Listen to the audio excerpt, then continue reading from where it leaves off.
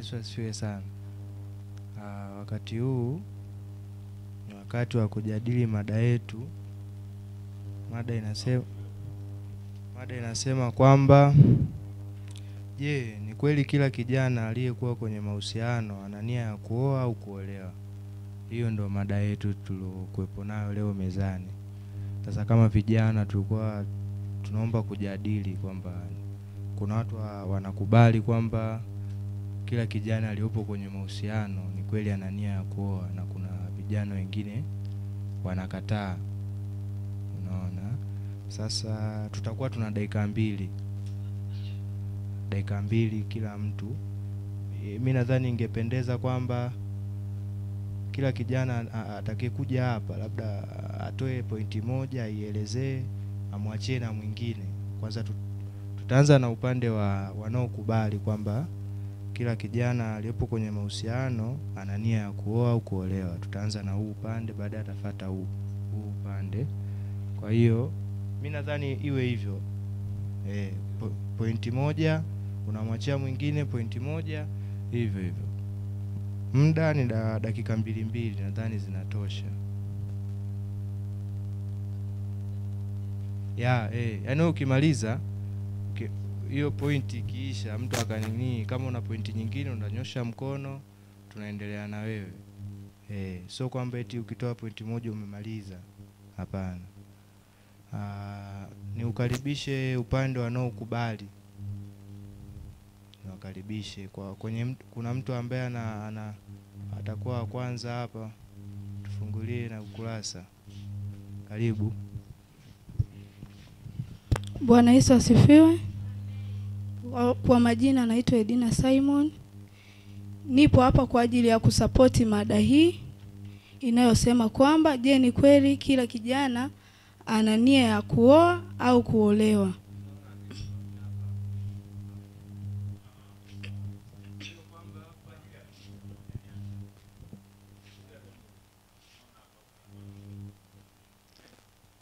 Nakubaliana na mada hii inayosema kwamba je, ni kweli kila kijana ana nia ya kuoa au kuolewa?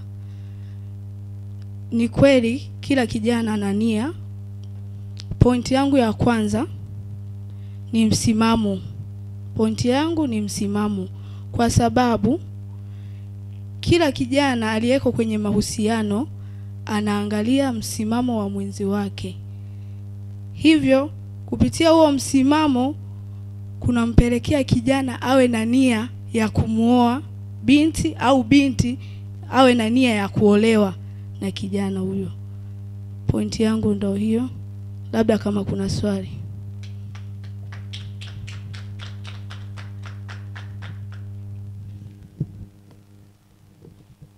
Samahani, naomba kuuliza. Umesema mwenzi. Hapa ni kwenye mahusiano au ni mwenzi? Ni mahusiano, japokuwa ulimi hauna mfupa, nimekosea kidogo.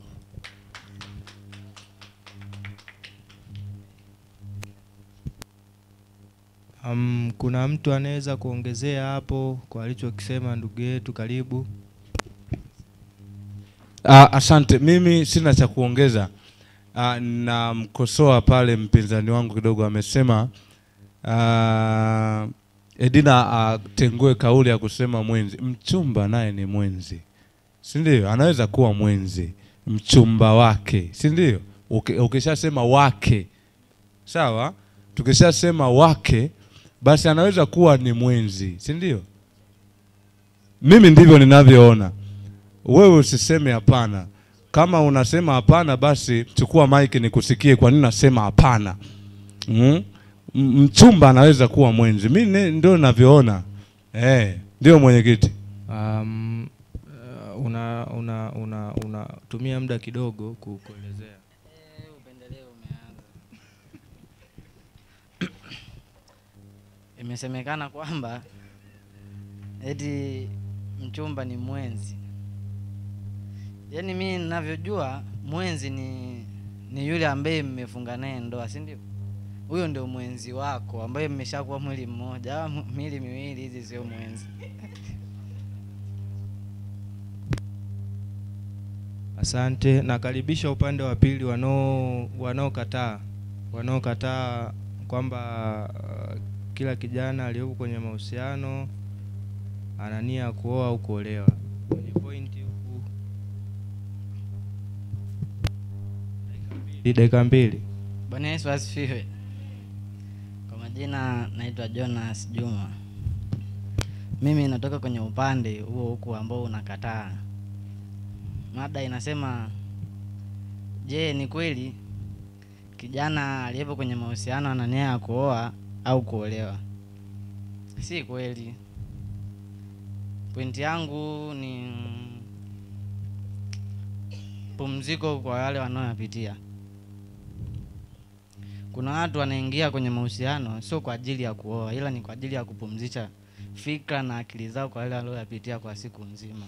Na kuna wengine wanaingia kwenye mahusiano wanatoka nje ya ndoa zao kwa sababu kule ndani pamewachosha. Kwa hiyo anaamua tu aende nje akajipumzishe, na sio kwa nia ya kuoa. Kwa hiyo sio kila anaingia kwenye mahusiano ana nia ya kuoa. Nani ana swali?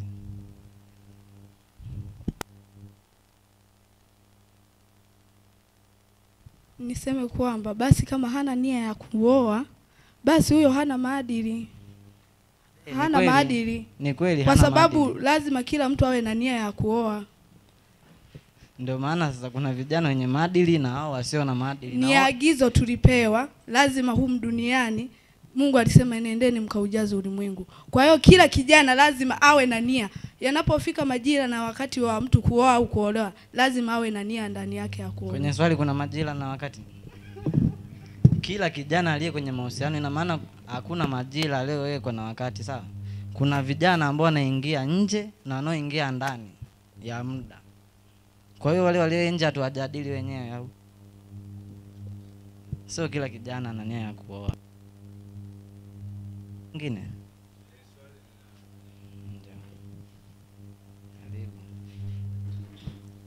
Asante mheshimiwa mwenyekiti. Mimi nina swali lina maelezo kidogo. Mimi nafikiri mtu anapoamua kuoa tayari anakuwa yuko na nia. Yaani anapoamua kuoa, sawa? Point ya collection point. Kuingia kwenye mahusiano, si ndio? Ni swali. Yaani tunazungumzia mahusiano, Ndio. lazima yaishie kwenye ndoa, si ndio? Mahusiano. Sasa mahusiano ambayo hayafiki kwenye ndoa, huo ni ubatili, si ndio? Yes, tukishazungumzia mahusiano, sawa?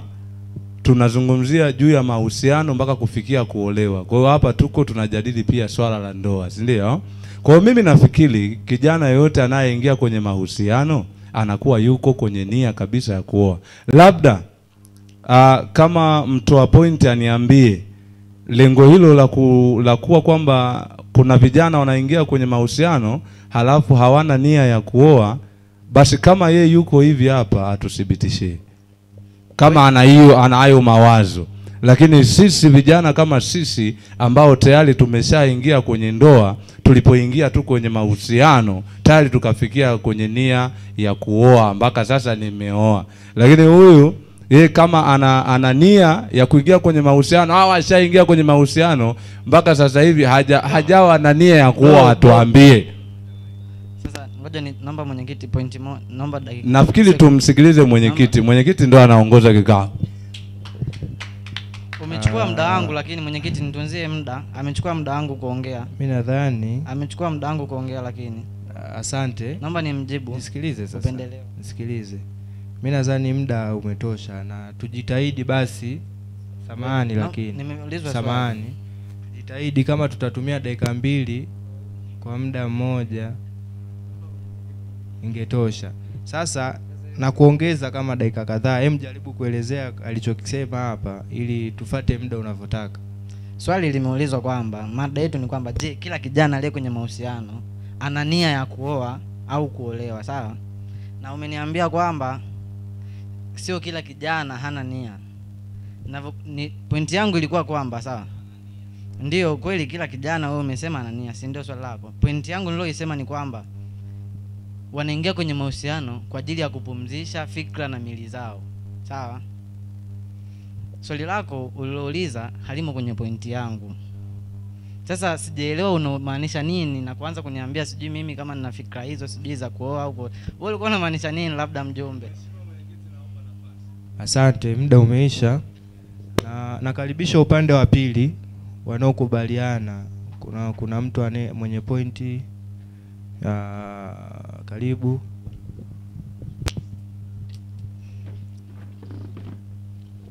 Bwana Yesu asifiwe. Kwa majina naitwa Violet Damas Magoti. Niko hapa kusupport mada inayohusu kwamba je, ni kweli kila kijana anayeingia aliyekuwa kwenye mahusiano ana nia kuoa au kuolewa? Hiyo ni kweli kutokana na muonekano na tabia za mtu. Mimi au wewe utakaye kuwa katika mahusiano, mtu wako unayetaka kuanza naye katika katika uhusiano wenu wa kutimiza lengo lenu la ndoa, ni kwamba tabia yako na muonekano wako ndo kivutio kikubwa sana kwake kwa yani kupata nia na msukumo wa kuingia katika ndoa.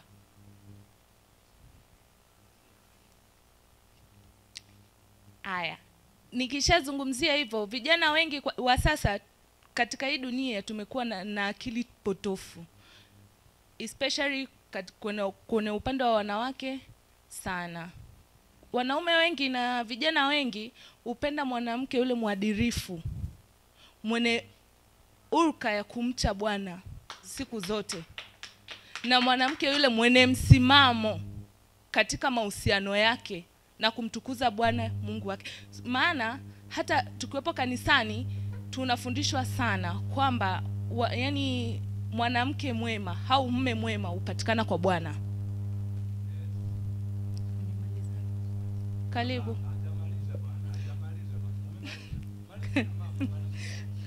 Karibu.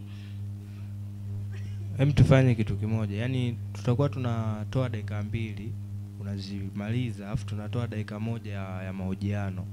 Basi. Hicho ndo ninachotaka kukifanya. Dakika 2 zako za pointi, dakika 1 ikiisha tutatoa dakika 1 ya mahojiano, baadaye tunahamia upande wa pili. Haya. Kama tumpe nafasi, si ndio? Sawa, mpatie. Haya, karibu mwenye swali. Asante mwenyekiti. Pointi yako nimesikia inasema kutokana na muonekano na tabia ya mtu, sawa? Hebu naomba muonekano mmoja tu ambao unamfanya mtu apate nia ya kuoa au kuolewa. Muonekano mmoja tu. Mtu akionekana vipi labda mtu anamshawishi kumhoa. Iko hivi, pale tabia njema unayoionyesha kwa mtu wako, mchumba wako, mpenzi wako, ni ile tabia ya kumheshimu, kumpa haki inayostahili kwake. Sio ya swali. Sikiliza kwanza kaka. Lakini nje ya swali sasa. Sawa, sijakataa ni nje ya swali.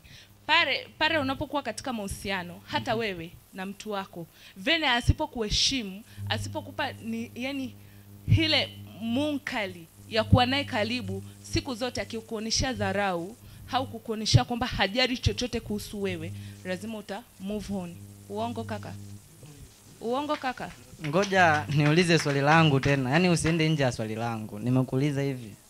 Muonekano upi ambao utamfanya mtu apate, umesema ni muonekano na tabia njema. Lakini wewe kwa nini unaongelea tabia njema afu muonekano uongelee? Yaani kama ingekuwa ni muonekano mbona ni muonekano ule wa kumcha Bwana. Sasa hivi sisi tunaenda kwa nyakati nyingine, tuko karne nyingine. Muonekano ni hii physical appearance au mimi najua muonekano gani?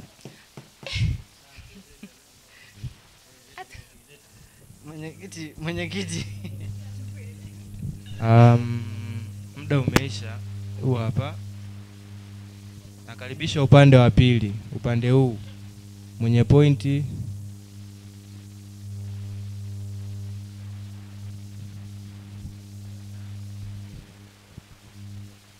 Bwana asifiwe. Mada hii inachangia kwa kukataa kwa pointi ifuatayo.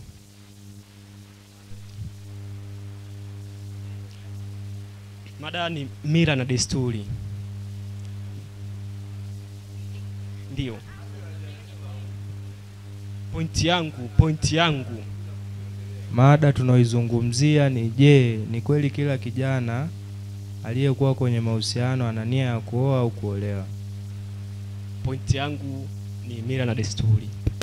Mila na desturi, ukichukulia mfano katika kitabu cha Mwanzo 28, namuona Yakobo alipoenda kwa mjomba wake, alimpenda, kuna binti aliyempenda ambaye alikuwa ni mdogo, lakini kutokana na mila na desturi hakuweza kumoa yule mwanamke, wakaweza kumpatia mwanamke mwingine ambaye alikuwa chaguo lake.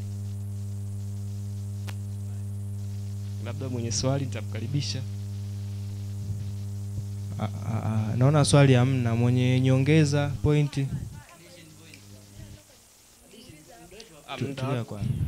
Mwenye nyongeza pointi mpe mic. Bwana Yesu asifiwe. Ngoja pointi yangu, watu wanaingia kwenye mahusiano kwa sababu ya kutoa sadaka kwa miungu yao. Kuna baadhi ya watu ambao wamejiingiza kwenye miungu ya giza na wanaingia kwenye mahusiano kwa ajili ya kutimiza sadaka zao. Addition point, si ndio hii point ya nyongeza?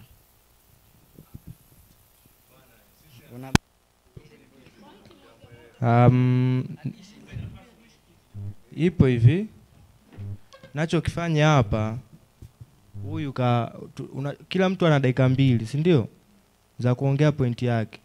Sasa huyu bwana muda wake ulikuwa bado. Sasa tulikuwa tuna mwenye pointi ya kuongezea kutoka upande wao ili kumalizia muda wao.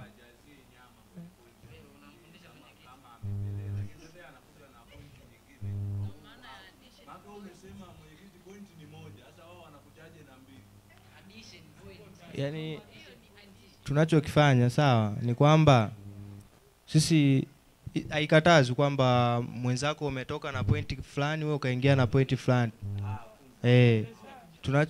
Yani tunachotaka kwamba ni muda wake utoshe, basi dakika zake 2 kama hivyo. Nadhani nimeeleweka. Sasa tuhamie upande wa pili. Kama kuna swali labda upande huu kuuliza upande huu. Karibu. Umesema kwamba Yakobo kutokana na mila na desturi hakuweza kumuoa mwanamke yule ambaye alikuwa amefanyaje, amemkusudia, lakini si alikuwa na nia ya kuoa. Lakini maana mada yetu inaelezea nia alikuwa nayo, nia ndio alikuwepo nayo. Tayari umetusupport point ya msaada. Lakini mwenyekiti, ngoja niongee kitu kimoja. Kuna vitu viwili. Alikuwa na nia ya kuoa mwanamke mwingine, lakini mila na desturi zikamkataza. Hakuwa na nia ya kumwoa yule mwanamke wa kwanza, kwa sababu ya mila na desturi walimlazimisha, yani forced. Nimeeleweka? Unaelewa ninachokiongea sasa hivi? Sasa unabishi nini kama umeelewa?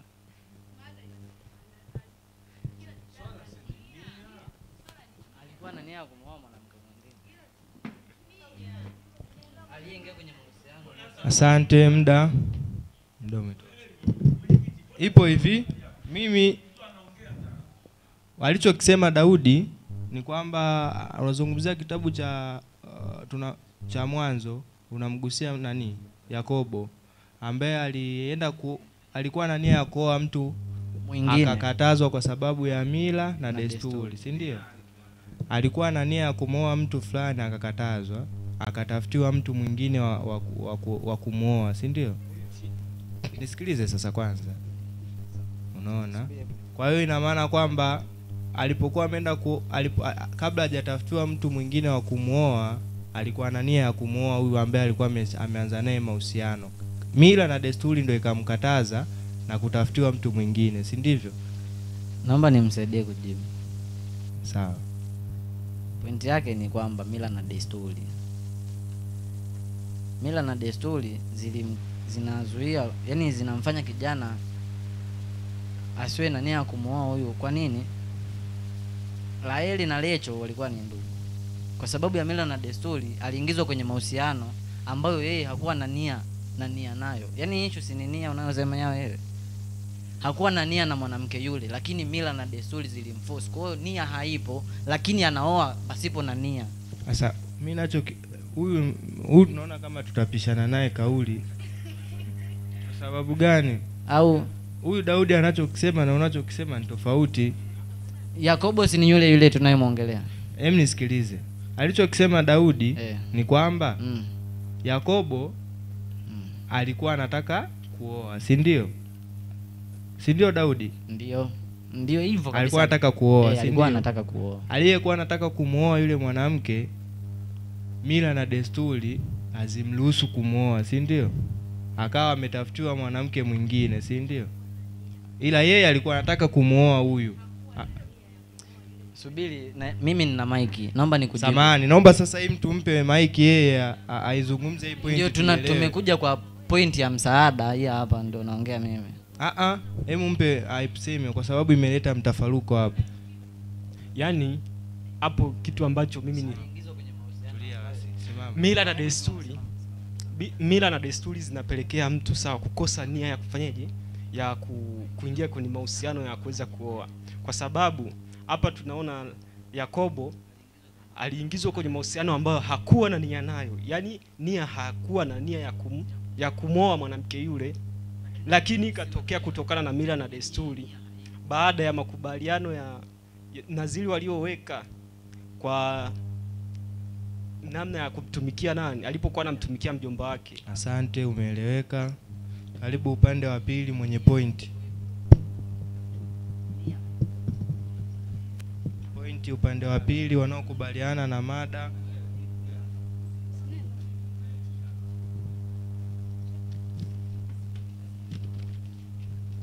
Bwana Yesu asifiwe. Kwa majina naitwa Glory Lucas. Mimi nimesimama hapa jazia swali linasema, je, kila kijana aliyeko kwenye mahusiano ana nia ya kuoa au kuolewa? Mimi nasema ni ndio, kwa sababu cha kwanza kabisa lazima muwe na malengo, mwekeane malengo, yani makubaliano. Kwa sababu huwezi ukaingia kwenye ndoa kabla mjewekeana malengo.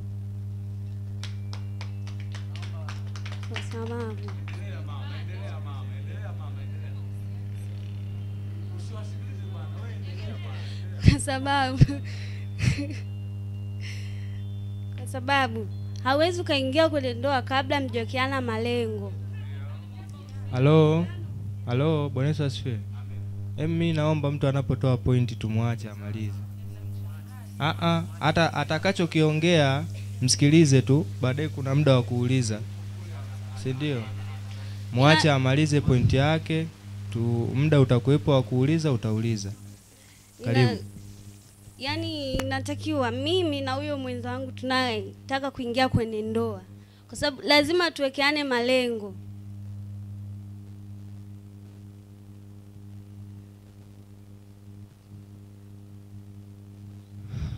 Lazima tuwekeane malengo. Bwana Yesu asifiwe. Mwenye pointi ya nyongeza, make muda bado upo.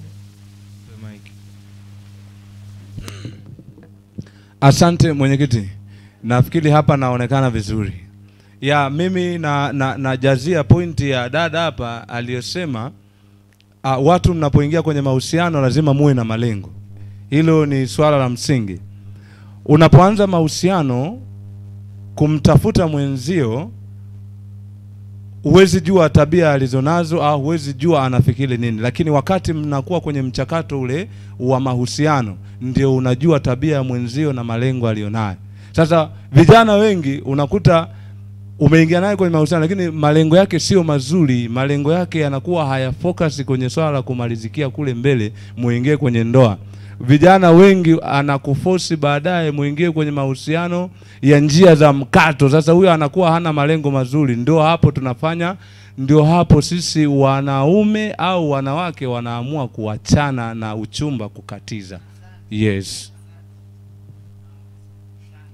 Kuna mtu mwenye swali upande huu? Saidie mic. Kuna dakika moja ya kuuliza. Bwana Yesu asifiwe. Umesema unaingia kwenye mahusiano lakini tabia za mwenzi wako zinakuvuruga, si ndio? Ina maana unakuwa umeingia kwa mapimio, yani huna nia ila unaenda kumpima.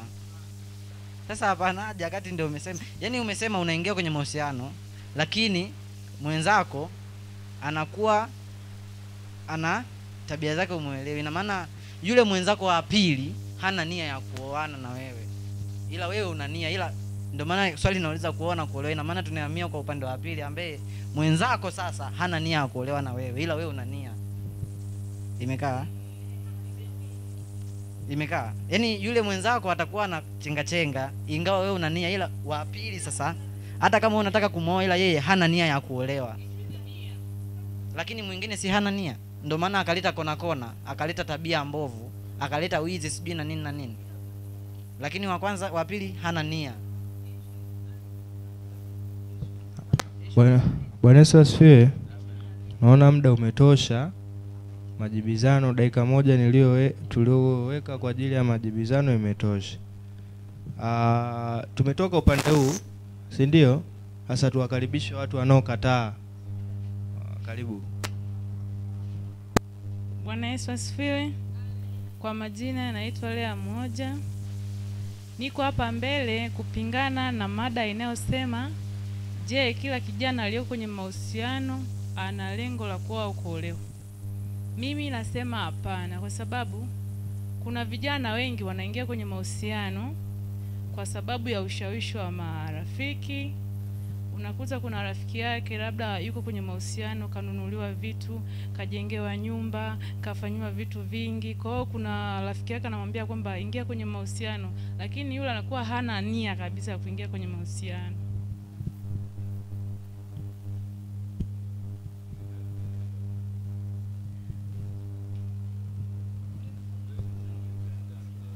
Halo. Kuna muda bado, kuna mtu anaweza akaongezea hapo? Nasema hivi. Sawa, tukusikilize. Nasema hivi. Napingana na mada inayosema, je, kila kijana aliyo kwenye mahusiano ana nia ya kuoa au kuolewa? Mimi nasema hapana, kwa sababu kuna kijana mwingine anaweza kuingia kwenye mahusiano kwa sababu ya ushawishi wa marafiki na hana nia ya kwamba ana nia ya kuingia kwenye mahusiano, labda ana marengo, lakini kwa sababu ya ushawishi wa marafiki alionao ndo anaingia kwenye yale mahusiano. Asante. Halo. Muda bado kuna mtu mwenye nyongeza hapo? Bwana Yesu asifiwe. Anachokisema huyu hapa ni ushawishi wa marafiki. Ushawishi wa marafiki sometimes inakuwa ni mfano boys. Kuna wamekaa kikundi. Wanakuwa nitumie lugha za mtaani maana tunaishi. Kijana mwanangu unakosaje pisi? Hizo wanakuwa wanakuona kama wewe hamna kila kitu. Kwa hiyo vijana wengi wanaingia huko ili asionekane mshamba, asionekane boya. Nimeeleweka? Yaani vijana wengi anajiingiza kwenye mahusiano, anatafuta mwanamke wa kuishi naye kwa ushawishi wa wale marafiki zake, ingawa yeye hana nia ya kumuoa na anaishi naye tu, sio kwamba atamuoa wala ni hamna chochote. Halo. Kuna mtu mwenye swali upande huu? Basi andika hii point ya kwanza. Point 10.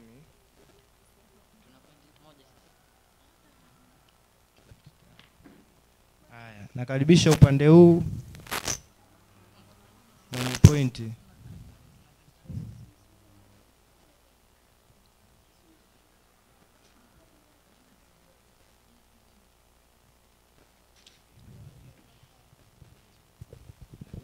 Bwana Yesu asifiwe. Bwana Yesu asifiwe kwa mara nyingine. Kwa majina naitwa Violet Damasi. Nimekuja kusupport mada inayohusu kwamba, je, ni kweli kila kijana aliye kwenye mahusiano ana nia ya kuoa au kuolewa? Ndio.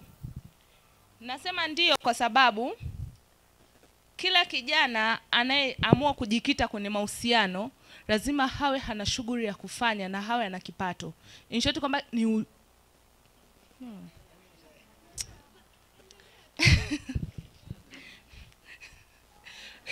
kila kijana anayepata kila kijana anayejiingiza kwenye mahusiano na anania kuoa au kuolewa ni kweli, kwa sababu ya kuwa sababu hiyo ninakuwa ni kujishughulisha.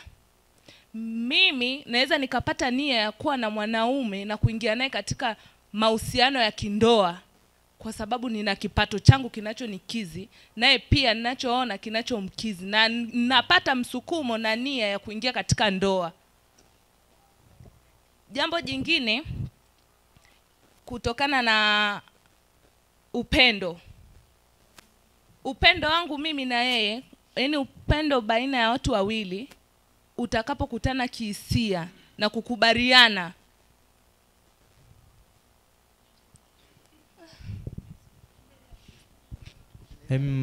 Tawakata point. Tunabishana kwa hoja. Subiri muda ufike ubishe. So mtu anaongea afu na unabisha. Tawakata point. Kuna muda bado hapa. Mwenye nyongeza kutoka upande wanaokubali.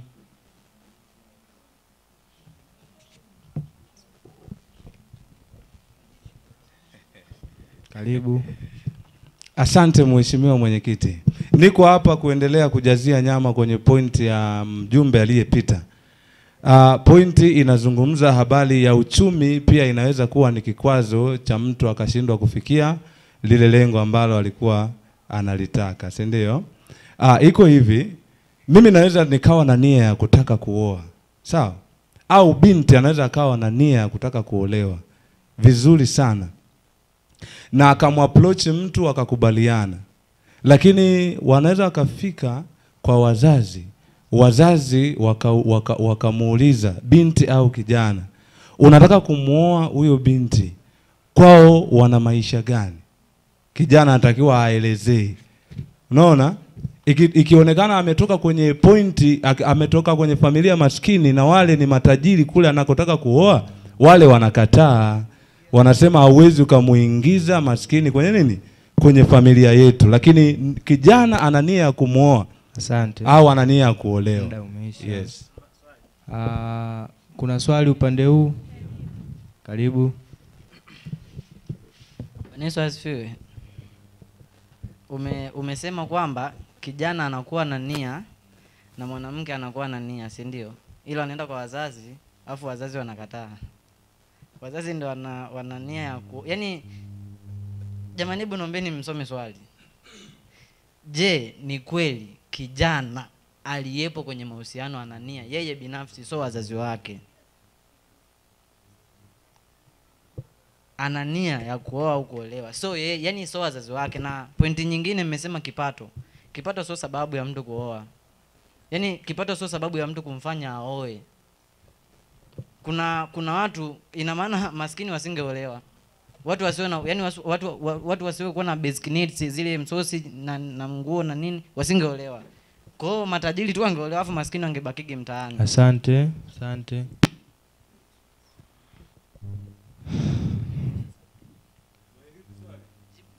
Kuna mtu ana kwenye pointi ya mwanzo maelezo ya upande wa pili. Basi natoa dakika moja ya marudio tena. Upande huu na upande huu. Tutaanza na upande huu. Asante. Yaani najaribu kuuliza kitu kimoja. Hakuna ndoa ambazo zimeharibiwa kwa sababu wazazi waliingia kwenye mahusiano ya vijana. Tunachokiongelea ni nia ya kijana, sio wazazi. Uko sawa. Wewe unaweza ukawa na nia, lakini tunaangalia kikwazo kitakachokufanya usifikie lengo. Sawa? Ndio pia tunaangalia hivyo vitu. Lakini nia yangu mimi ilikuwa njema. Kama wazazi wasingeingilia kati, si huyu mtu angekuwa mke wangu. Tusibishanie maelezo, naomba tubishanie point. Umesema kipato, si ndio? Yes. Kipato kisimfanye mtu, yani kinamfanya mtu awe na nia au asiwe na nia ya kumwoa. Ina maana maskini wasingeolewa. Tumeingia kwenye habari ya nia. Mimi ninayo nia na tumeanzisha mahusiano na mtu husika. Nisikiliza vizuri. Huwezi ukajibu swali bila maelezo, au unajibu swali bila maelezo. Wewe una huo uzoefu. Elezea. Kama unao basi sawa. Lakini tunazungumzia ziko ndoa au mahusiano yaliyoharibiwa na wazazi, watu wakashindwa kufikia malengo. Mheshimiwa Mwenyekiti, si ndio? Halo. Halo. Halo. Muda niliotoa umetosha. Naomba nirudi, tumetoka upande huu kutoa pointi, si ndio? Nisikilize basi. Nisikilize. Pointi ya kwanza iliyotoka huku, swali likatoka upande huu, si ndio? Muda ukawa umeisha. Ila majibizano yakawa yameendelea, si ndivyo? Nikawa nimeongeza point dakika moja tena. Si ndio? Haujaielewa? Yaani sijaelewa kabisa. Kwa hiyo tuirudie tena hiyo point. Hiyo point inatakiwa nielezee. Kwa hiyo maskini ambao hawana kipato hawawezi kuoa au kuolewa. Juu yetu sisi. Sikiliza. Leta mic hiyo. Wewe leta mic. Sasa hili swala limekuwa mic. Halo. Halo. Halo. Halo. Bwana Yesu asifiwe. Bwana Yesu asifiwe. Vijana. Bwana Yesu asifiwe. Bwana Yesu asifiwe sana. Amen. Naona mada inaenda kuwa vizuri. Tunakoenda ndo tunapopataka. Tumetoka upande huu kutoa point. Mimi nadhani haya majibizano yataleta mkanganyiko sana. Sasa ndio tunataka tuielewe, bora tuishie point moja ila zieleweke, vitu vieleweke. Ndio point ilipo hapo mwenyekiti, yani kama vipi mpaka ionekane nani kashinda kwenye. Ndio ili mpaka tuonekane nani ameshinda kwenye hiyo point. Point iliyotoka upande huu ni ipi? Point iliyotoka ni habari ya uchumi. Kipato kinafanya mtu apate nia ya kuoa mtu. Kijana anaweza kuwa na nia. Halo. Basi natoa dakika 2. Dakika 2. Nisikilize. Naomba tutoe dakika 2 ielezewe hiyo point kutoka upande huu. Baadaye kama kutakuwa kuna swali upande huu tutatoa. Karibu. Karibu. Subiri, tutatoa pointi moja. Bwana Yesu asifiwe. Amen. Ngoja nikwambie kitu rafiki yangu. Kila kijana aliyekuwa kwenye mahusiano ana nia ya kuoa au kuolewa. Unaona? Ni kweli unakuta wengi tuna nia ya kuoa na kuolewa, tuna nia haswa. Vile mimi ni mwanamke. Naweza nikaingia kwako wewe bila kujishughulisha na ukanikubalia rafiki yangu. Unaweza ukanikubalia? Au mimi niko na wewe alafu wewe huna shughuli ya kufanya, ni mwanaume, naweza nikakukubalia katika hiyo swala? Kwa hiyo hapo kipato kinahusika. Bila kujipanga wewe kuishi na mwanamke usingetamani kuoa, lakini umejipata lazima utaoa. Halo. Bwana Yesu asifiwe. Amina. Tumetoa dakika 1 upande huu, sasa ni dakika 1 upande huu. Sikii ndio dakika 1 upande huu, mbona unakuwa na mbishi? Au utawakata point? Bwana Yesu asifiwe. Yaani mimi hapa swali langu ni kwamba umesema kweli ukiwa na kipato kinakufanya mtu apate nia ya kukuoa. Sawa? Yaani mtu akiwa na kipato ndio anakuwa na nia ya kuoa. Sasa mnamaanisha nini sasa? Kama ni hapana au ndio? Mtu anaweza kuwa na nia. Sawa, siwe msikii mimi huyu. Naweza kuendelea mheshimiwa? Naweza kuendelea. Tumezungumzia habari ya nia, si ndio? Ndio. Nia ndio inayoniondoa mimi hapa naenda kumtaka binti, si ndio? Ili tuingie kwenye mahusiano, si ndio? Mahusiano hayo tunaya drive mpaka tunafikia kwamba sasa ndugu yangu basi tuoane. Sawa? Ndio. Mimi sasa huyu binti ananipeleka kwa wazazi wake. Tunafika kwa wazazi wake wanakuambia kwamba una kazi gani? Unatakiwa ujieleze kazi ulionayo vizuri. Sawa? Wakikubali kwa kazi ulionayo si ndio unapata mke. Lakini wakikataa kwa kazi ulionayo au hauna si ndio wanakunyima huyo mke. Haya, sawa. Sawa? Wanapokunyima huyo mke manake wazazi hapo tayari wameshaangalia uchumi hauna unakosa, lakini mimi nia ya kuoa ipo. Umeelewa mwenyekiti? Sasa nisikilize. Mheshimiwa nimsikilize au unasemaje? Tunamsikiliza. Usimshawishi mwenyekiti. Halo? Na nafasi ya kuongea. Tunatoa muda wa mwisho na kuna dakika kadhaa ya mwisho ya kuongea. Sawa. Sawa. Sasa ipo hivi, swali langu ni moja dogo sana na mnalizungushia maelezo mengi. Nauliza hivi. Swali lipo hivi, naomba ulisikilize kakaangu, sawa, pale Leonardi. Sawa. Swali lipo hivi. Umesema ukiwa na shughuli ambayo unajishughulisha inakupa kipato, hela. Sasa umesemaje? Nimesema jambo ambalo linaweza kunifanya nikakosa mke wakati nina nia inaweza kuwa ni kipato. Sasa sisi tulikuwa tunaongelea vikwazo au tunaongelea nia? Yaani hapa issue sio vikwazo, issue ni nia. Halo? Halo? Yaani hapa issue ni nia, ana nia au hana? Yaani kila anayeingia ana nia au hana? Umesema ana nia. Ana nia kwa sababu gani? Yaani kinachomfanya awe na nia ni nini? Kinachomfanya awe na nia ya kuoa sio kitu kingine, ni nia tu yenyewe. Sasa hapo hakuna point. Yaani hapo ndio nilikuwa nataka uniambie point yako inayomfanya awe na nia ni nini? Halo? Nisikilize. Tulia. Leta mic hiyo. Bwana Yesu asifiwe. Vijana. Bwana Yesu asifiwe. Bwana Yesu asifiwe sana. Mada nzuri au mbaya? Hii ndo mada yenyewe sasa. Kaka Leonardi nimemnukuu kitu kimoja kama mwenyekiti, anasema kwamba unaweza ukakatazwa kuoa na familia husika kwa sababu ya kipato chako, ila nia ya kuoa ulikuwepo nayo, si ndio? Okay. Wewe swali langu ni kwamba swali ni kwamba nia ndio unayo, tunakubali kwamba una nia. Sasa kinachokufanya uwe na nia ni nini? Je, ni kweli kijana aliyepo? Unatakiwa uniambie ana nia kwa sababu gani? Dada yangu pale kasema upendo, nimemuelewa kwamba ukiwa na upendo kweli unaweza kuwa na nia ya kuoa, ndio. Sawa. Lakini ukiwa hauna upendo utakuwa huna nia ya kuoa. Sasa unavyoniambia kwamba eti shughuli za kujishughulisha zikupe nia. Yaani mimi kwa mfano tuseme mtu wanaidiana kuoana, hawana kazi, wapo shule. Mtu ameanza la kwanza anamwaahidi mtu kumooa. Umenielewa mwenyekiti? Pale hana kazi, hafanyi kazi, ila ana nia ya kumooa yule mtu. Halo? Halo? Bwana Yesu asifiwe. Bwana Yesu asifiwe sana. Bwana Yesu asifiwe. Vijana hoi hai. Safi sana. Mimi ningependa nisimamishe upande wanaokataa. Nisimamishe upande wanaokataa watoe pointi yao kwa pointi mbili, kwa dakika 2. Karibu.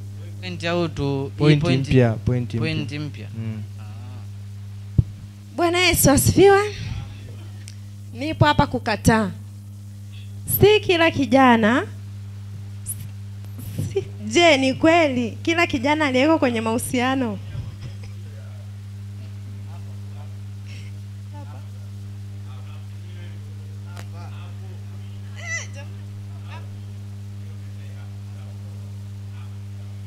Je, wewe weka hapo na swali.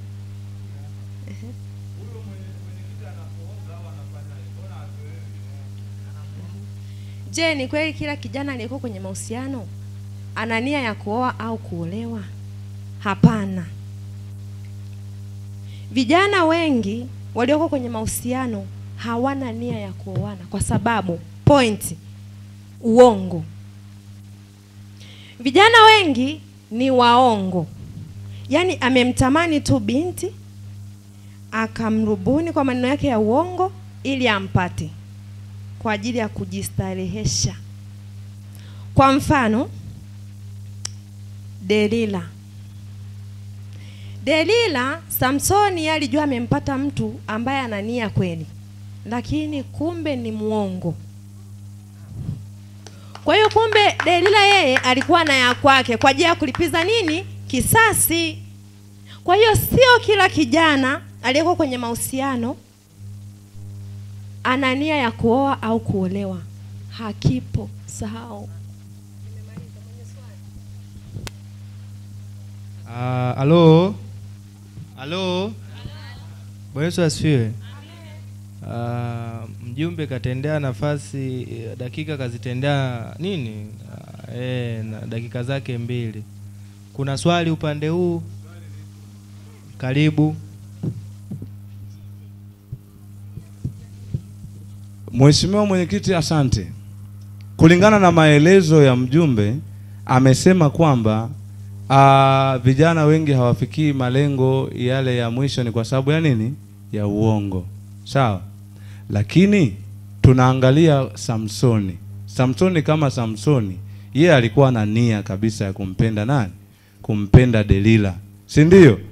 Lakini kilichofanyika kule mbele ni Delila yeye ndio akawa muongo, lakini nia ya Samsoni ilikuwa nzuri kabisa. Unaona? Lakini Delila ndo alikuwa muongo. Kwa unaona inayotufanya tusifikie malengo. Kwa sisi tunakuaga na nia mara nyingi, Mheshimiwa Mwenyekiti. Halo. Bwana Yesu asiwe. Vijana ayoi. Ayoi. Leta nani mic hiyo? Kuna mtu mwenye nyongeza upande huu? Mnajibu si ndio? Karibu dakika 1 ya mwisho. Umesema Samsoni? Ndio. Kweli kabisa Samsoni alikuwa na nia, lakini Delila alienda kwa Samsoni kwa sababu maalum. Yaani hakuwa na nia. Sasa si ndio tunasemea kuoa au kuolewa, ina maana kuna watu wanaingia kwenye mahusiano hawana nia ya kuolewa. Yaani kaingia hana nia, kaenda pale kufanya misheni yake, kalipwa 1100. 1000 Delila alikuwa anaongwa 1100 na kila Mfilisti ili amkamate Samsoni. Uongo? Kasomeni Waamuzi au amsomage Biblia. Sasa lakini Delila hakuwa na nia. Tunachokiongelea hapa, je, kweli kijana anayeingia kwenye mahusiano na nia ya kuoa au kuolewa? Kwa nini mna focus kwenye kuoa tu, kwenye kuolewa mnachenga? Halo. Halo. Bwana Yesu asifiwe. Bwana Yesu asifiwe sana. Hii mada mimi nadhani hii mada. Halo. Halo. Bwana Yesu asifiwe. Amna, nimetoa muda wa mwisho umetosha. Nadhani kila mtu ameshaelewa kwenye hilo. We huyu katoa na huku umeuliza, majibu yamenani. Yame nani? Si ndio? Kwa sasa kwa kuwa tumetoka upande huu, tunakaribisha upande wa pili. Mwenye pointi upande wa pili.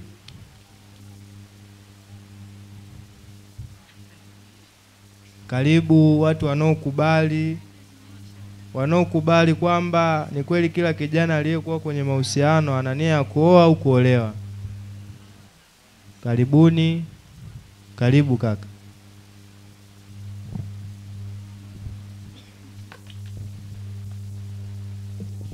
Asante sana mwenyekiti kwa nafasi. Mimi najua wapinzani point hawana, wajipange tu vizuri kufeli kwenye hii mada. Niko hapa kutetea hoja inayosema vijana wengi wanakuwa na nia, lakini yako tu mambo ambayo yanatusababisha tusifike kwenye hizo nia. Nia ya jambo jingine ambalo linafanyaga sisi vijana tusifike kwenye yale malengo huwa ni swala la ukabila, Mheshimiwa Mwenyekiti.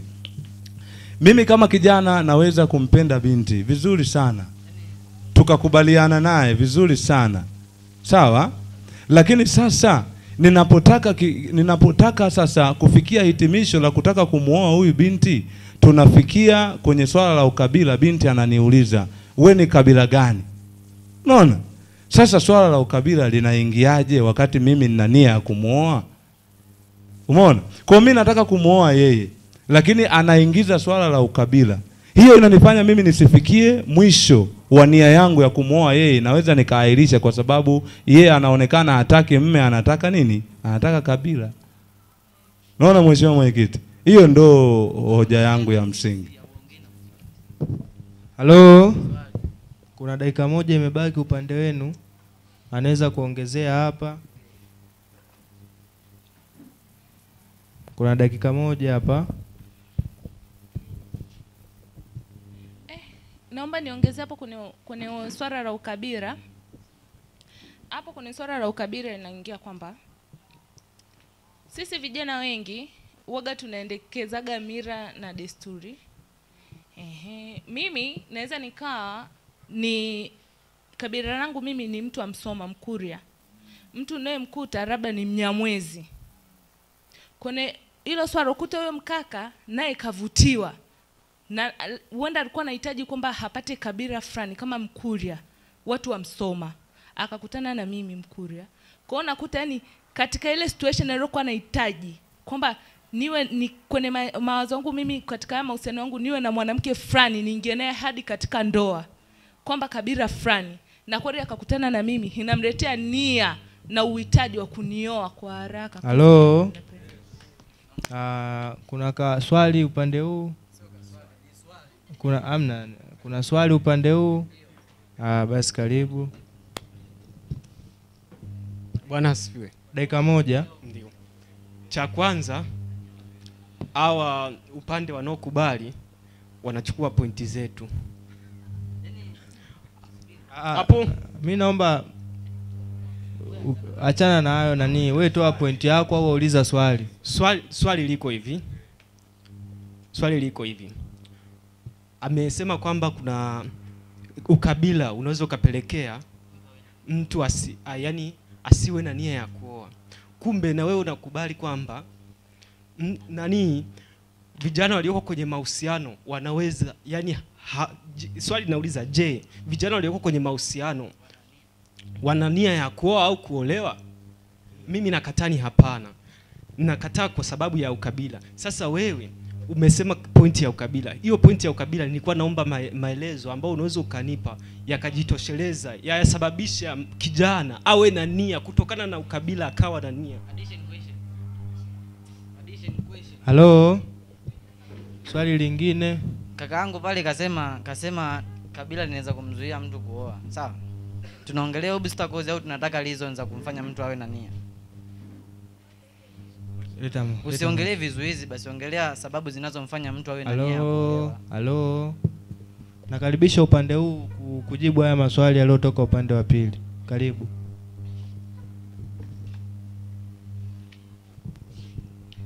Kama nilivyoongea mwanzo kwamba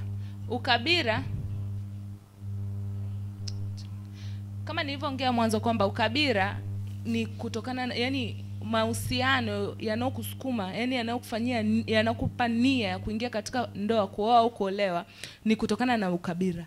Kabila linatokea kwamba, naomba niongee tena vizuri, mimi ni mwanamke, nahitaji niingie katika masuala ya ndoa na mtu wangu wa pembeni ambao ndio mahusiano, si ndio mahusiano kabla tujaingia kwenye ndoa Ninachokitaka mimi, nimepanga niingie na mwanaume labda ni Mnyamwezi, mimi ni Mkuria, ninahitaji Mnyamwezi. Na kweli Mungu sio Asumani, Mungu sio Abdara, nimepata mwanaume Mnyamwezi. Sisi tunaelewana. Kwa hiyo hapo ndo yani moyo wangu mimi na nia that na yeye pia ana nia that, tumekuta ni upendo. Pia nasema kwenye upendo tumeingia kwenye nia ya kuoa au kuolewa. Halo. Bwana Yesu asifiwe. Bwana Yesu asifiwe. Naona mkono upande huu, kuna swali? Karibu. Dada yangu umesema una nia, yani wewe lengo lako sijui, umesema unatamani uolewe na Mnyamwezi, si ndio? It means ukikutana na Mjaluo hutakuwa na nia ya kuolewa. Yani kwa mfano umeingia kwenye mahusiano na mtu ukakuta sio Mnyamwezi, na maana moyo wako hautakuwa na nia ya kuolewa, si ndio? Mpe mic. Karibu ujibu swali.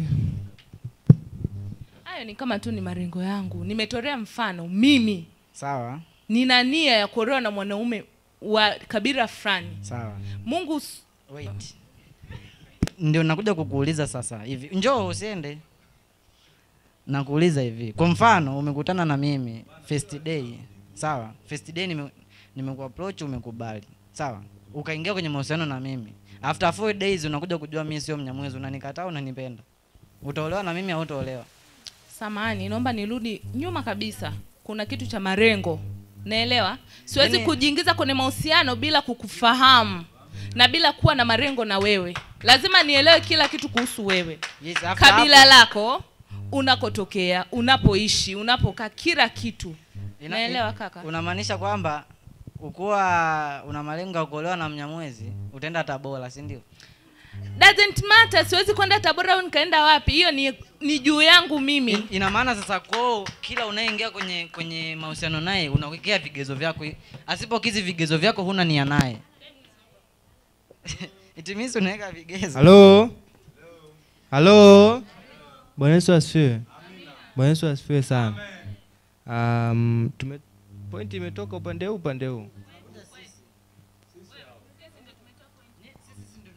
Mimi point imetoka upande huu. Kwa hiyo tunahamia upande wa pili, si ndio? Nakumbusha mada inavyosema. Mada tuliopo nayo leo inasema kwamba je, ni kweli kila kijana aliyekuwa kwenye mahusiano ana nia ya kuoa au kuolewa? Hiyo ndo mada tulikuwepo nayo leo. Na karibisha upande wa watu wanaokataa, kama kutakuwa kuna mtu mwenye point, karibu.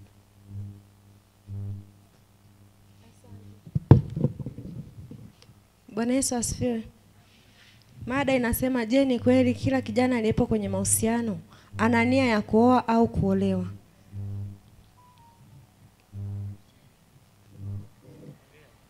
Pointi ni kwamba hapana. Kwa sababu ya ugumu wa maisha. Ugumu wa maisha umepelekea vijana wengi wa kike na wa kiume kwenye mahusiano wasiweze kufikia malengo ya kuoa au kuolewa.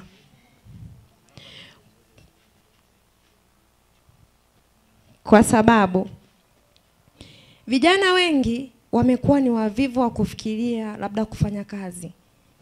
Ndio maana vijana wengi sasa hivi wa kiume wanapenda mashangazi ili waweze kulelewa. Wanaenda kwa wale wa mama watu wazima kuanzisha mahusiano kwa sababu ya ugumu wa maisha walionayo, kwa sababu wanajua hawataingia kwenye mahusiano ambayo ndoa. Wamejikuta wakijiingiza huko, wapo tu kwenye mahusiano na hao mashangazi, lakini hawapo kwa nia ya kuoa au kuolewa.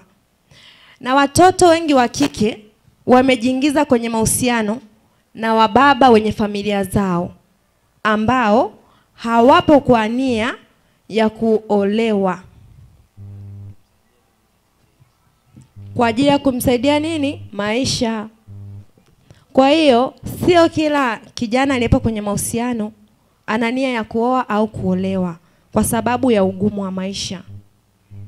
Wengine wanajificha huko kwa sababu ya ugumu wa maisha, anaona bora achukue lishangazi la mgodini limweke mjini. Mwingine ni binti, anaona bora achukue mbaba mtu mzima amweke mjini. Lakini ni mahusiano, hawana nia ya kufanyaje? Ya kuoa au kuolewa. Mwenye swali. Halo. Bwana Yesu asifiwe. Bwana Yesu asifiwe. Nadhani muda umeisha na unautumia vizuri. Karibu swali upande huu. Kama kutakuwa kuna swali kwa hilo, karibu.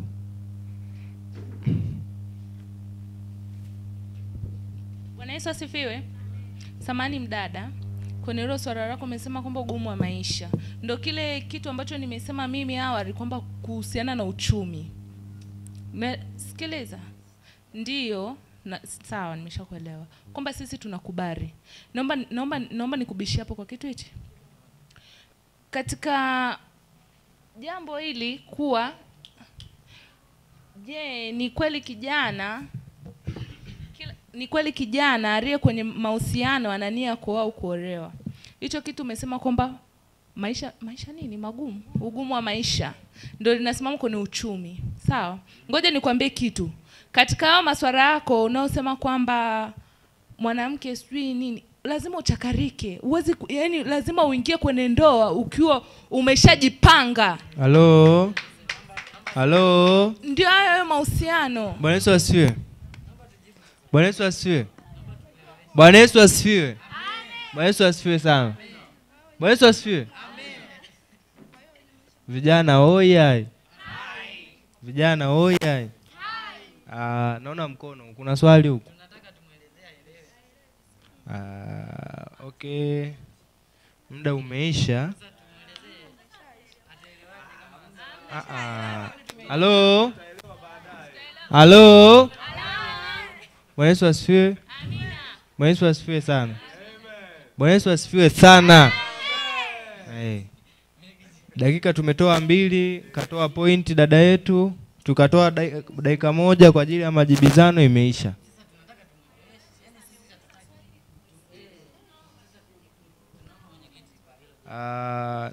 Kuna dakika 1 basi natoa ya maelezeo na nyongeza kwenye dakika yako. Sitatoa dakika nyingine. Asante mwenyekiti. Dadangu hapa katoa point, kasema ugumu wa maisha unawafanya watu waingie kwenye mahusiano pasipo na nia ya kuolewa, sawa? Au kuoa. Akatoa mfano, akasema mabinti wanachukua baba watu wazima.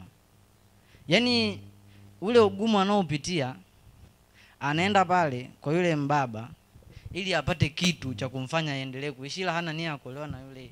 Ina maana kwamba akipata hela zake atatoka, maana yule ni mume wa mtu afu ni mtu, yaani hana nia ya kuolewa na yule mtu kwa sababu tu ya ugumu wa maisha, anaenda pale kukaa. Na sio sababu ya uchumi eti mfanye. Nashukuru, muda umetosha.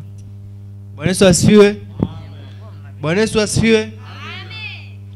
Bwana Yesu asifiwe sana. Amina. Mtu mmoja asimame atukumbushe mada yetu inasemaje. Bwana Yesu asifiwe. Amesema mtu mmoja. Simama, mwacha simame atukumbushe mada inasemaje. Wewe ni mwenyekiti. Wewe mwenyekiti ni mimi, kumbusha mada tu, kumbusha. Je, ni kweli kijana aliye kwenye mahusiano ana nia ya kuoa ama kuolewa? Asante. Nakaribisha upande huu mwenye point, market tumemaliza upande huu, si ndio? Nakaribisha point wanaokubali point mpya, wanaokubali. Kama kutakuwa kuna point upande huu, kaka karibu.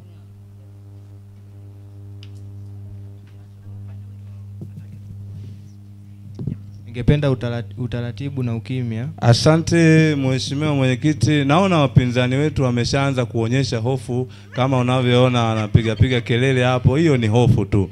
Lakini sisi tunawaambia watulie. Swala lingine linaloweza kupelekea mtu nia iishe ni kutokana na swala la imani. Mimi hapa bana nikitaka kuoa leo hii, nimeshajiwekea malengo kwamba lazima nioe binti aliyeokoka, safi, mwenye imani nzuri na thabiti. Unaona bwana? Sasa unakuta unamtaka binti alafu hataki kuingia kwenye imani yako. Sasa huyo wa nini? Sasa tunaachana naye. Halo? Yes. Bwana Yesu asifiwe. Amen. Ningependa nirudie mada inavyosema. Yes. Je, ni kweli kijana aliyekuwa kwenye mahusiano ana nia ya kuoa au kuolewa? Yes. Kwa hiyo tunachokizungumzia hapa, tunazungumzia kijana aliyopo kwenye mahusiano. Aliyepo kwenye mahusiano. Kwenye mahusiano Okay. Ana nia, kaingia kwenye mahusiano, ana nia ya kuoa au kuolewa? Sasa au hana mahusiano. Asante sana, asante sana. Sasa kwa hiyo huyo aliyeingia kwenye mahusiano, si ndio? Tunamzungumzia. Kwa nia ya kijana anayeingia kwenye mahusiano, kama nia yake anataka kupata binti aliyeokoka safi. Sawa? Sawa? Kwa hiyo mahusiano hayo yanaweza kuvunjika endapo anampata binti ambaye imani hazishabiani. Sijui umenielewa mheshimiwa mwenyekiti. Hiyo ndio pointi yangu kubwa. Kwa hiyo imani inaweza kunifanya mimi nikavunja mahusiano. Yes. Hello. Nashukuru. Kuna dakika zimebaki kidogo upande huu. Kama kutakuwa kuna mtu anaweza akaongezea hapo au tukaribishe upande wa pili.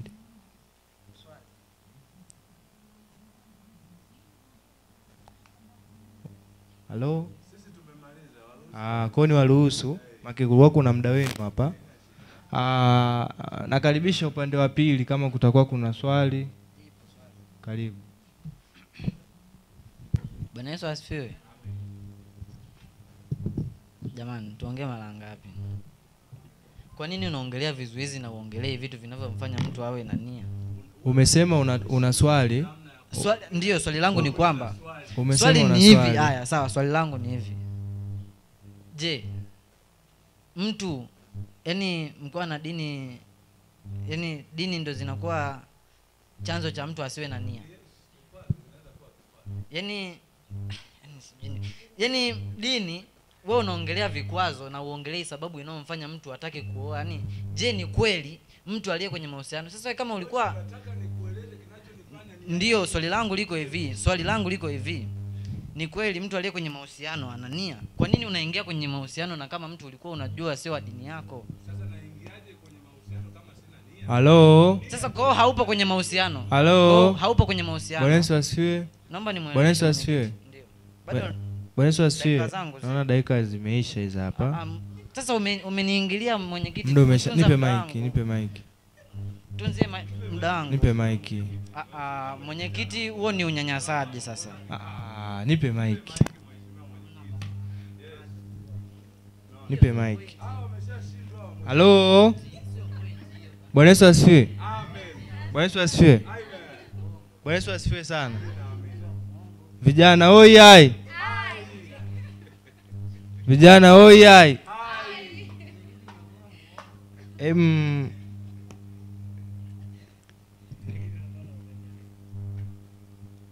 Ipo hivi, mtu anaposimama kutoa point, mwache muda wake amalize, atoe point yake. Kama una swali uliza swali, usisimame kubisha kwamba sijui nini. Kama una swali simama uliza swali fulani ujibiwe. Kama kuna mtu ana swali huku asimame anauliza anajibiwa, si ndio? Usisimame kubisha, sawa? Kama una maelezo ya nyongeza ya point ya mwenzako simama ongezea, si ndio? Umeuliza swali gani? Kwamba kama unajua uliyeingia kwenye mahusiano naye sio wa dini yako, sio Mkristo, kwa nini unaingia kwenye hayo mahusiano? Karibu upande huu, labda ajibu hilo swali. Mheshimiwa Mwenyekiti, swala la mahusiano ni process, si ndio?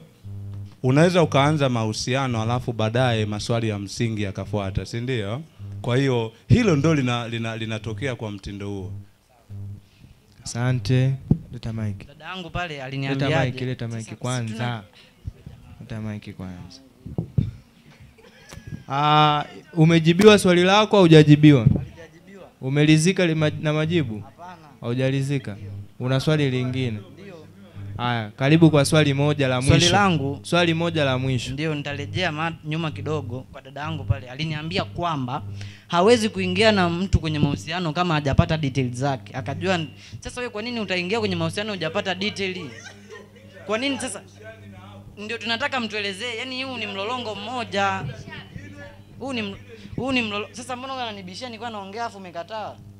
Tumsikilize basi aongeze swali afu tumjibu. Dada. Halo? Sasa si nimesimama kuuliza swali. Halo? Halo? Tumsikilize swali lake. Dada yangu pale aliniambia swali. Ndio, swali nataka niulize swali na ndio naanza kuuliza. Uliza sasa. Dada yangu aliniambia kwamba huwezi ukaingia na mtu kwenye mahusiano kama hujapata details zake. Na wewe unakuja kuniambia unaingia kwenye mahusiano zenu unapata detail. Ina maana kuna position mbili kati yenu au? Yaani nyinyi mna position mbili mlivyo hivyo. Mnaniambia kwamba nyinyi wenyewe mnataka niamini kwamba huwezi kuingia kwenye mahusiano ukiwa hauna detail. Na mnataka niamini naweza kuingia kwenye mahusiano nilikuwa na detail. Niamini nini sasa? Halo? Halo? Halo? Upande huu labda kuna mtu anaweza akaongeza kwa hicho kilichotoka upande huu. Karibu.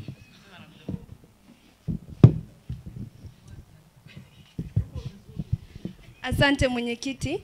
Amesema kwamba mtu ukiwa unataka kuingia kwenye mahusiano kwamba lazima ajue details zake. Sasa ngoja nikuulize swali moja. Kimfano mtu unataka kumapproach sasa, uingie naye kwenye mahusiano, utamuuliza kwanza, dada we dini gani au we kaka dini gani, ndio umapproach au? Yaani hapo ndo sijaelewa, unieleweshe labda. Nilikuwa nahitaji nidhamu. Mtu anapoingia, hebu msikilize mpaka mwisho. Hichi kimewaponza. Nisikilize. Ukibishana na mimi umebishana na pointi zako. Haya. Mimi nadhani kilichoongelewa hapa akijelewekaje, labda kuna swali lingine. Dada karibu uulize swali. Una swali au una? Kwa ni swali, si ndio? Si ndio ni swali sasa. Karibu sasa na swali. Kwa sababu huwezi ukaanzisha mahusiano na mtu alafu baadaye dini ikawa kikwazo.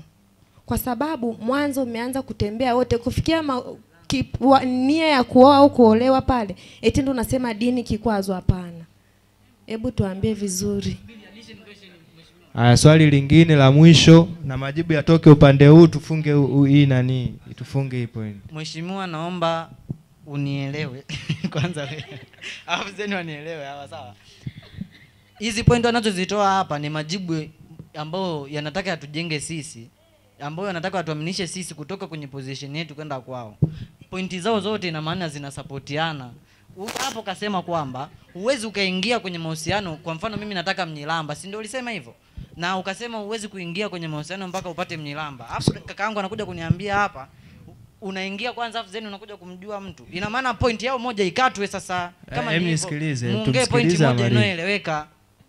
Haya, swali ni lipi? Swali ni kwamba utaingiaje kwenye mahusiano na hujapata detail, ingawa mwanzoni umeniambia unaingia kwenye mahusiano na una detail.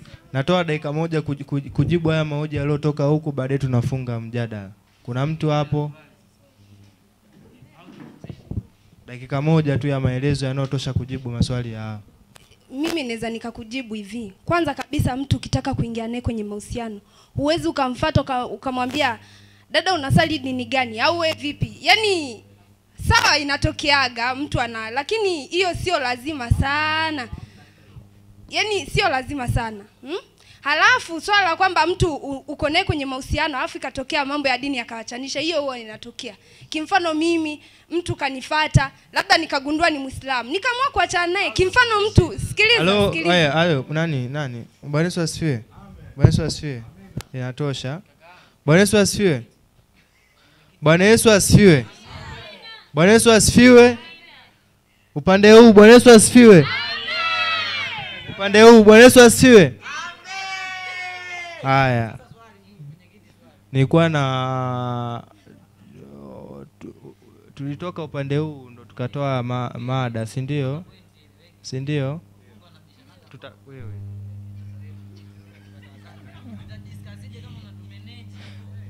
Asa tunachokiongelea hapa ni kipi? Point imeshatolewa huku, imejibiwa huku, imetolewa imejibiwa. Sasa mnataka nini? Wewe unataka ujibiweje sasa? Eti wewe unataka ujibiweje mpaka uelewe?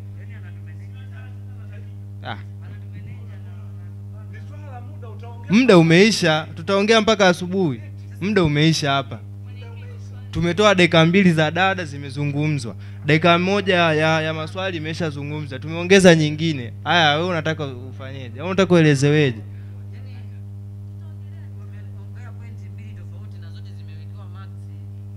Wewe unataka Bwana Yesu asifiwe. Bwana Yesu asifiwe. Haya, nakaribisha upande huu mwenye pointi nyingine nje ya hii tulotoka. Hawa hapa ndo wamemaliza pointi. Haya yalikuwa ni majibizano ya kati yetu hapa. Nyesi ndo umemaliza pointi ya mwisho. Nani aliyetoa pointi? Nyie ndo umetoa pointi. Kwa hiyo wanatoa pointi upande huu, si ndio? Haya, nakaribisha upande huu. Yaani Bwana Yesu asifiwe. Bwana Yesu asifiwe. Bwana Yesu asifiwe. Bwana Yesu asifiwe. Bwana Yesu asifiwe. Naomba nikaribishe upande huu mwenye pointi. Mwenye pointi mpya.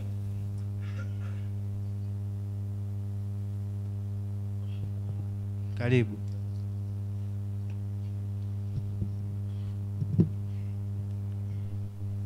Bwana asifiwe. Pointi yangu ni kweli si kila kijana aliye kwenye mahusiano anaweza akafikia hatima ya kuoa au kuolewa kwa sababu ya pointi hii. Uvivu wa kufanya kazi. Uvivu wa kufanya kazi inakujaje? Ni kwa sababu mimi naweza nikawa nahitaji mtu anayejishughulisha. Naweza yani nikawa nahitaji mtu anayejishughulisha, au akawepo nani kijana mmoja nahitaji, ngoja niweke hivi. Halo. Bwana Yesu asifiwe. Amina. Kuna muda wa kwenu hapa. Kuna mtu mwenye niongezea hapo? Karibu. Huyu hapa mjumbe kasema uvivu wa kufanya kazi. Sio? Kuna watu ni wavivu kufanya kazi na anataka standard life. Kwa hiyo anaamua aende awe subordinate kwa mtu fulani, hata limshangazi. Kwa hiyo ndo maana wanakuwa wanakuwa ni mvivu kufanya kazi na anataka standard life. Kwa hiyo anashindwa kujizuia kuishi maisha ya chini kulingana na uwezo wake wa ufanyaji kazi, na anaenda kuingia kwenye mahusiano ambayo hana nia ya kuoa pale au kuolewa, lakini anataka tu lengo lake ni aishi maisha yake yale anayotaka yeye, ila sio kwa nia ya kuoa au kuolewa. Kwa hiyo hata yule akimwacha akipata mtu mwingine mwenye life standard kubwa, anatoka pale ataenda hivyo hivyo. Kwa hiyo hata kuwa na nia ya kuolewa, ila anataka maisha fulani. Bwana Yesu asifiwe. Bwana Yesu asifiwe sana. Kuna nadhani imekamilika dakika zenu. Nakaribisha swali upande huu, kama kutakuwa kuna swali kutoka upande huu. Karibu kaka.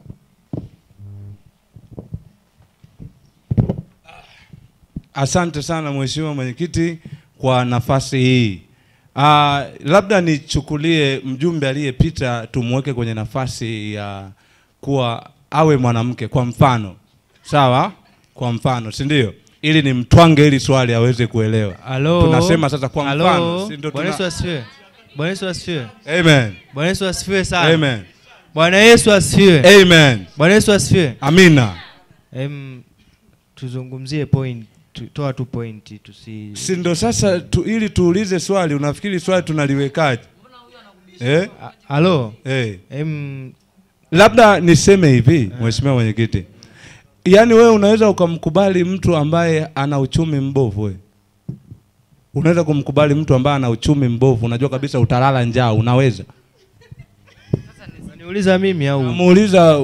Nawauliza hao huko, sio wewe Mheshimiwa Mwenyekiti. Kwamba swali lako linasema anaweza akamkubali mtu ambaye hana uchumi mzuri ili akalale njaa? Bwana Yesu asifiwe. Amina. Upande huu kuna mtu mwenye mawazo ujibu upande huu. Karibu.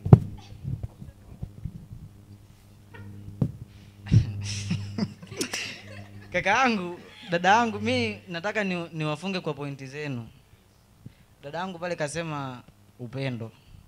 Kumpenda mtu hautoangalia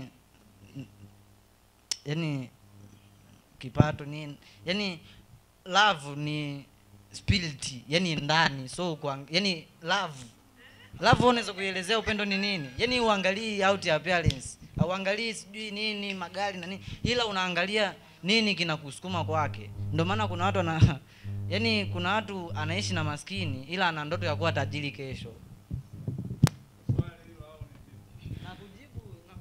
Halo. Bwana Yesu asifiwe. Bwana Yesu asifiwe sana. Kuna mtu mwenye nyongeza kwa hilo lililojibiwa huku? Karibu. Bwana Yesu asifiwe. Hapo unapozungumzia kwenye upendo kuna nia, si ndio? Kwenye upendo kuna nini? Kuna nia. Upendo umebeba mambo mengi. Maana nyewe mmesema kwamba point yenu ilikuwa inasemaje? Kwamba point uliosema uvivu wa kufanya kazi. Huku umekuja kutuambia upendo, si ndio? Kwenye upendo swali gani? Halo. Halo. Bwana Yesu asifiwe.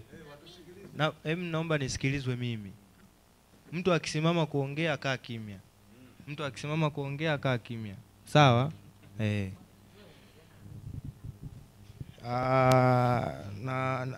Nadhani mmejibiwa, mmeridhika. Hamjalizika? Kuna mtu ana swali? Karibu.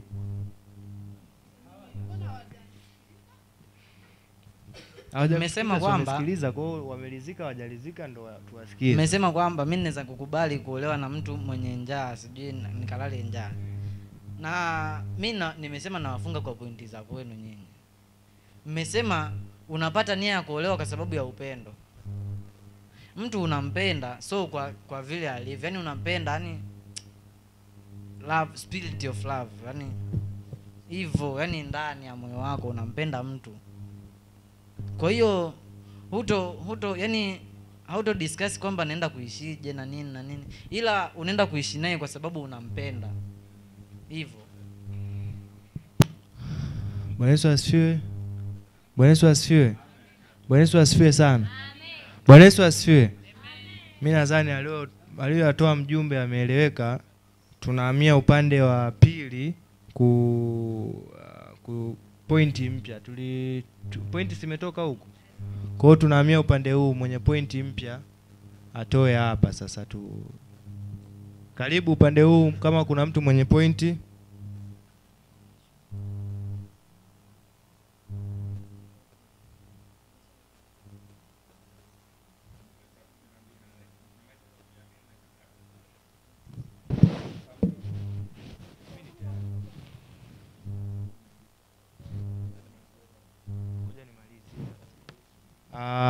Tutoe pointi ya moja tufunge mjadala. Nadhani muda utakuwa umeisha.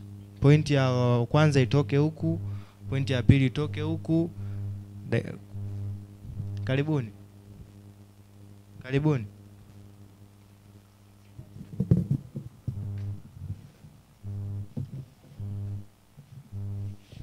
Mheshimiwa Mwenyekiti, kulingana na uwezo ambao tumeuonyesha, tunayo imani ya kuwa pointi ambazo tumekwisha toa tali zinawatosha. Hatuna cha kuongeza, labda wao kama wana pointi ya kuongeza basi waongeze, ila sisi tunajua kwa pointi ambazo tumetoa inatosha kabisa. Bwana Yesu asifiwe. Bwana Yesu asifiwe. Bwana Yesu asifiwe sana. Amina. Upande wa pili wanasema kwamba wamefikia tamati. Sasa nakaribisha upande huu, kuna mtu mwenye pointi? Karibu. Karibu. Bwana Yesu asifiwe. Nimesimama hapa kwa pointi moja. So kila aliye kwenye mahusiano ana nia ya kuoa au kuolewa. Pointi yangu ni kwamba ni muhemko wa mwili. Mtu anaingia kwenye mahusiano kwa sababu ya kutuliza, yani zile feelings zake alizonazo kwa muda huo, lakini sio kwa nia ya kuoa au kuolewa. Yani anaingia kama alikuwa na joto akajimwagia, kama anaingia kwenye swimming pool, sasa aogelea afu atoke. Mwenye swali? Kuna swali upande huu? Nataka swali upande huu. Kuna swali? Karibu.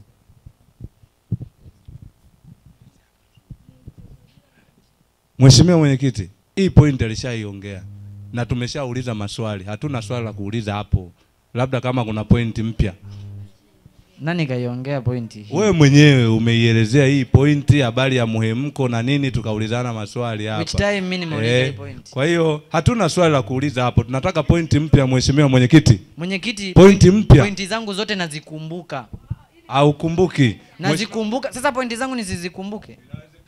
Halo? Naomba nizitaje pointi zangu nilizozisema Mwenyekiti. Halo? Bwana Yesu asifiwe. Bwana Yesu asifiwe sana. Amen. Naweza nikasema kwamba sidhani kama nina kumbukumbu ya pointi ya muhemko kwangu hapa. Sidhani kama na hiyo kumbukumbu. Hiyo ni pointi mpya mimi naiona. Na naweza kuongeza pointi nyingine? Pointi nyingine kuna dakika bado, kuna dakika si pointi nimesema pointi moja itoke upande huu, si ndio? Lakini sasa kuna muda hapa, naomba umalizie huu muda. Muda wenu mnaweza mkaumalizia. Kuna pointi nyingine ni tamaa. Mtu anamtamani mtu na hana nia ya kumuoa, ni out appearance.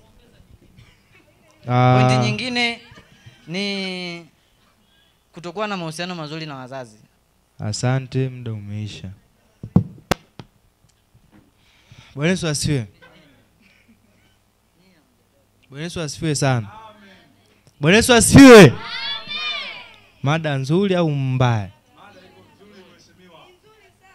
naona tumetumia vyema, tumejadili vizuri, upande wa pili wanaokubali, upande wa pili wanaokataa. Mada ilikuwa inasema, je, ni kweli kila kijana aliyekuwa kwenye mahusiano ana nia ya kuoa au kuolewa? Tulikuwa tuna upande wanaokubali kwamba vijana waliopo kwenye mahusiano wana nia ya kuoa au kuolewa, tulikuwa nao hapa, na upande wa pili walikuwa wanakataa kwamba sio kila kijana aliopo kwenye mahusiano ana nia ya kuoa au kuolewa, si ndio? Sijui ningetoa tu tamati ya mimi nilichonacho hapa mezani kwa upande wote, au ni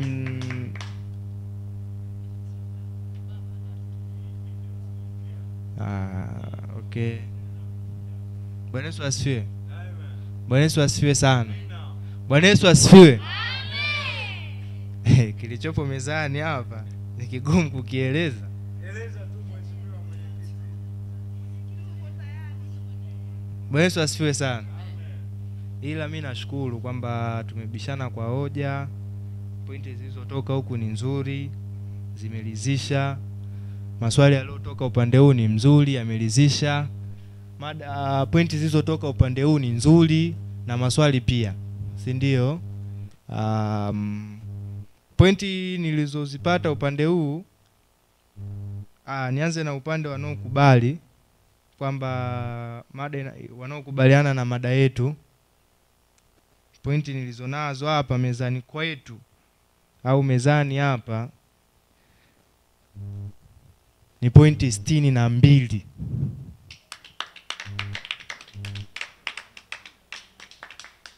Pigeni makofi jamani. Pigeni makofi. Wamejitahidi kadiri ya uwezo wao. Pointi zilizopatikana upande huu ni 62.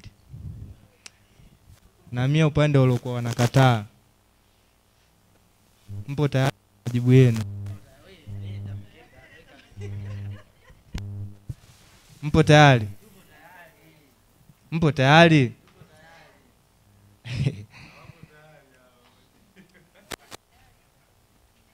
Pointi zilizopo hapa upande huu, sitaki kusema kwamba ni washindi au kwamba wamefeli.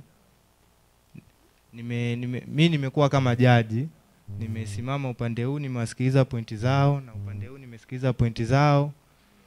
Mimi kama jaji nimewapa pointi 63.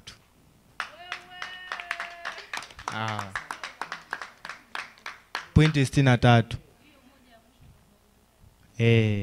Hii pointi ya mwisho. Bwana Yesu asifiwe. Lakini nataka niwakumbushe kitu upande huu, na nimewakata pointi 5. Na hizo pointi 5 ni kwa sababu ya sijui niseme labda nidhamu. Nidhamu. Ila hii mada napenda tungeendelea kusema kitendo cha hamjapata na max nyingi sana kuwazidi upande huu. Lakini wiki ijayo mimi nadhani hii mada tuendelee nayo. Bwana Yesu asifiwe. Bwana Yesu asifiwe sana. Mimi nadhani kwa leo tungeishia hapa. Niukaribishe kaka Njogopa utufungie kwa maombi.